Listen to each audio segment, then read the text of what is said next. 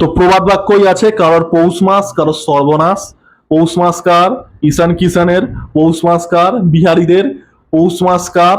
SRH এর ফ্যানদের, মানে তেলেঙ্গানা আর আন্ধ্রা রেসিডেন্টসদের। আর সর্বনাশ কার? সর্বনাশ হচ্ছে আর এর, রাজস্থান রয়্যালস এর। এবং সর্বনাশ ভাই গর্গ চ্যাটার্জির। বিহারি সেঞ্চুরি ভাই। ঈশান কিষান 106, 70-এর মুখে ছাই দিয়ে Bihari Ishan Kishan century. Thekua, the power of thekua. তো যাই হোক, গর্গ চ্যাটার্জির তো ঘুম হবে না রাত্রিবেলা। তো প্রথমে ব্যাট করে এসআরএইচ 286 করছে। ঈশান কিষান ব্যাটেড ব্রিলিয়ান্টলি 106, 47 বলে। পার্সোনালি আমার ঈশান কিষানকে খুবই ভালো লাগে অ্যাজ আ প্লেয়ার। আমি এখনো বলবো যে ইন্ডিয়ান টিমে চ্যাম্পিয়ন্স ট্রফি জেতার পরেও আমি বলবো যে ইন্ডিয়ান টিমের উইকেট কিপার ব্যাটসম্যানের জায়গাটা ঈশান কিষানেরই হওয়া উচিত। তো যাই হোক, 286 করার পরে আরো ভালো ব্যাট করছে, 242 করছে। ধ্রুব জুড়েল ব্যাটেড ব্রিলিয়ান্টলি, আমার ধ্রুব জুড়েল ছেলেটাকেও খুব ভালো লাগে।